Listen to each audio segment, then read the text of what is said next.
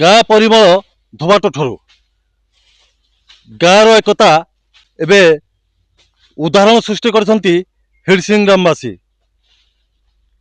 ଗାଁର ବନ୍ତଳା ଟିକରପଡ଼ା ପୂର୍ତ୍ତବିଭାଗ ରାସ୍ତାର ମୁଖ୍ୟ ରାସ୍ତା ଠାରୁ ଗାଁ ପର୍ଯ୍ୟନ୍ତ ରାସ୍ତା ସମ୍ପୂର୍ଣ୍ଣ ଭାବରେ ଲଟିବଦାରେ ହୋଇଛି। କିନ୍ତୁ ଗାଁକୁ ଆମର ଗାଁ ପାଖରେ ଜଙ୍ଗଲ ସୃଷ୍ଟି ଅଛି। ଏହି ଜଙ୍ଗଲ ଯୋଗୁଁ ବର୍ତ୍ତମାନ ବନ୍ୟଜନ୍ତୁ ମାନେ ଗାଁ ଭିତରକୁ ପ୍ରବେଶ କରୁଛନ୍ତି। ଗାଁ ଲୋକମାନେ ଆତଙ୍କିତ ଅବସ୍ଥାରେ ଅଛନ୍ତି। ସରକାରଙ୍କ ତରଫରୁ କୌଣସି ସହାୟତା ମିଳୁନି ଗଛଲତା ସଫା କରିବା ପାଇଁ। ଏପରିକି ଗାଁ କଲ୍ୟାଣ ସମିତି ଟଙ୍କା ଆସୁଛି, ସେ ବି ବାଟମାରା ହେଉଛି। ଆମେ ଦେଖିବା ବର୍ତ୍ତମାନ ବଲଙ୍ଗ ପଞ୍ଚାୟତର ଇଏ ହେଉଛି ହିଡସିଂ ଗ୍ରାମ। ଏ ହିଡସିଂ ଗ୍ରାମର ଲୋକମାନେ ଏକାଠି ହୋଇ ଭେଟି କରି ସେମାନେ ଗାଁର ରାସ୍ତାକୁ ସଫା କରୁଛନ୍ତି। ଆମେ ସିଧାସଳଖ ଯିବା, ଗାଁର ଯେଉଁମାନେ ଅଛନ୍ତି ସେମାନଙ୍କ ସହ ଆଲୋଚନା କରିବା, ପ୍ରତିକ୍ରିୟା ନେବା। ଏଇ ଯୋଉ ଗାଁର ବର୍ତ୍ତମାନ ସଫା ଚାଲିଛି, କେମିତି ଚାଲିଛି, କଣ କେମିତି ଆପଣମାନେ କଲେ?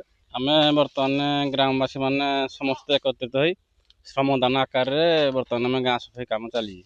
କେତେ ଗାଁର କେତେ ଲୋକ ଅଛନ୍ତି, କେତେ ଜଣ ଲାଗିଛନ୍ତି? ଆମ ଗାଁରେ 120 ବର୍ତ୍ତମାନ ଲୋକ ଲାଗିଛି ସଫା କରିବା କାର୍ଯ୍ୟରେ। ଆମେ ଦେଖିଲେ ଯେ ଗାଁର ଲୋକମାନେ ଏକାଠି ହେଇଛନ୍ତି ଏବଂ ମିଳିତ ଭାବରେ ଭେଟି କରୁଛନ୍ତି। ଗାଁର ଲୋକ ସଂଖ୍ୟା ହେଲା ବର୍ତ୍ତମାନ 120 ଜଣ ଲୋକ ଏଠି ଲାଗିଛନ୍ତି। ଯଦି ସରକାରଙ୍କ ନିୟମ ଦେଖିବା ତାହେଲେ ଜଣ ପ୍ରତି ଶ୍ରମଦାନ ହିସାବରେ 400 ଟଙ୍କା। ଏପରି କ୍ଷେତ୍ରରେ ଆମେ ଦେଖିବା ଯଦି ପ୍ରାୟ 40,000 ଊର୍ଦ୍ଧ୍ୱରୁ ଟଙ୍କା ସେମାନେ ନିଜେ ଶ୍ରମଦାନ କରି ଖର୍ଚ୍ଚ କରୁଛନ୍ତି କେବଳ ନିଜ ସୁରକ୍ଷା ପାଇଁ। ଆମେ ଦେଖିବା ଯେ ଆଉ ଜଣେ ଭାଇ ଅଛନ୍ତି ଗାଁରେ ଅଛନ୍ତି, ତାଙ୍କ ସହିତ ଆଲୋଚନା କରିବା। ଆଚ୍ଛା, ଗାଁକୁ ବର୍ତ୍ତମାନ ସୁଦ୍ଧା ସରକାରଙ୍କ ତରଫରୁ ଯୋଉ ଯୋଜନା ଆସୁଛି ଆମର ପଞ୍ଚାୟତ ତରଫରୁ ପରିମଳ ବ୍ୟବସ୍ଥା, ଗାଁ କଲ୍ୟାଣ ସମିତିରୁ ଯୋଉ ପରିମଳ ବ୍ୟବସ୍ଥା ପାଇଁ ଯୋଉ ଖର୍ଚ୍ଚ ହଉଛି, ସେ ପଇସା ଆକ୍ଚୁଆଲି ଖର୍ଚ୍ଚ ହଉଛି ନା କଣ ହଉଛି? ନାଇଁ ସାର୍, ସେମିତି କିଛି ସହାୟତା ଆମ ଗାଁକୁ ମିଳିପାରୁନି। ଯେହେତୁ ହାତୀ ଉପଦ୍ରବ ଚାଲିଛି, ବହୁତ ଧନଜୀବନ ବି ନେଉଛି।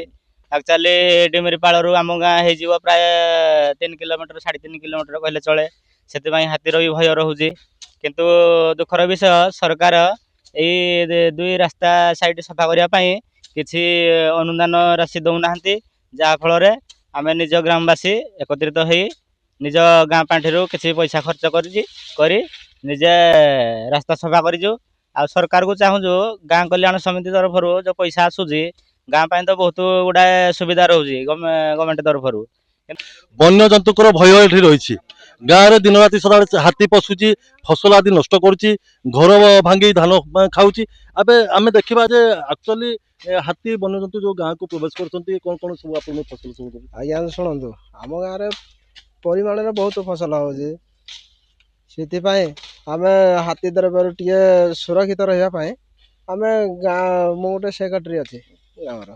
ମୁଁ ମିଟିଂ କରି ସେଠୁ କହିଲୁ ନାଇଁ ଚାଲ ପିଲେ ଗ୍ରାମବାସୀ ବୃନ୍ଦ ସବୁ ଯାଇକିରି ଆମେ ନିକା ଫିକା କରିଦେଲେ ଆମକୁ ଯେମିତି ହାତୀ ଦାଉରୁ ଆମେ ରକ୍ଷା ପାଇପାରିବା। ଆମର ତ ଅଗନାବାଡ଼ି ଦିଦି କହୁଛନ୍ତି ଆଉ ପଇସା ଆସୁନି ଆମର ଗାଁ କଲ୍ୟାଣୀ ପଇସା, ଯେ ପଇସା କେଉଁଠି ହଡ଼ପ ହେଉଛି କ'ଣ ହେଉଛି। ସେଥିପାଇଁ ଆମେ ମିଟିଂ ବସିଥିଲୁ। ମିଟିଂରେ ବି ସେ ଆମ ଅଙ୍ଗନବାଡ଼ି ଦିଦି କହିଲେ ନାହିଁ ଗ୍ରାମ କଲ୍ୟାଣ ପଇସା ଆସୁନି। ଆସୁଥିଲା ଆଗରୁ, କ'ଣ ପାଇଁ ଆସୁନି? ଭାଇ କହିଲେ ଯେ ଗାଁ କଲ୍ୟାଣ ପାଣ୍ଠି ଆସୁଛି କିନ୍ତୁ ପଇସା ଖର୍ଚ୍ଚ ହଉନି, ସେ ପାଣ୍ଠି କୁଆଡେ ଯାଉଛି, ତେଣୁ ଭାରି କ୍ଷୁବ୍ଧ ଅଛନ୍ତି। ଆମେ ଆଉ ଜଣେ ଗ୍ରାମରେ ଅଛନ୍ତି। ବର୍ତ୍ତମାନ ହାତୀ ଭୟ ଆପଣଙ୍କ ଗାଁରେ ରହିଛି, ଆପଣମାନେ ରାସ୍ତା ସଫା କରୁଛନ୍ତି, କେମିତି ଆପଣମାନେ ଭେଟି କରିଦିନ କରୁଛନ୍ତି? ଏଇ ଗଲା ରାତି ତ ହେଇଛି ହାତୀ ବାଟ ହେଲା, ବାଟ ହେଇକିରି ଫରେଷ୍ଟ ବାଲା କାଢ଼ିଲେ। ଗାଁ କଲ୍ୟାଣ ପଇସା ହଉଛି କୁଆଡ଼େ ଯୋଉ ପଚାରିଲେ କହୁତେ ଆଇନି ଆମ ଆକାଉଣ୍ଟକୁ, ଆଉ ପଇସା ତ ନାହିଁ, କିଛି ନାହିଁ। ଆମେ ତ ଗାଁ ନିଜେ ଭେଟି କରିକି ଆମେ ନିଜେ ସଫା କରୁଛୁ। ଆଉ ନିଜ ପାଇଁ ନିଜେ ସଫା କରି ଏବେ ଅଞ୍ଚଳରେ ଏବେ ସୁନାମଧନ୍ୟ କରିଛନ୍ତି।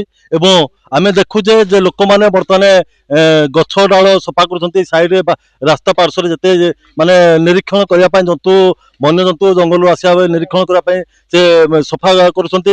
ଗାଁ ଲୋକ ସମସ୍ତେ ଲାଗିଛନ୍ତି, ନିଜର ଶ୍ରମଦାନ କରୁଛନ୍ତି। ଆମେ ଯିବା, ଗାଁର ଜଣେ ମାଉସୀ ଅଛନ୍ତି।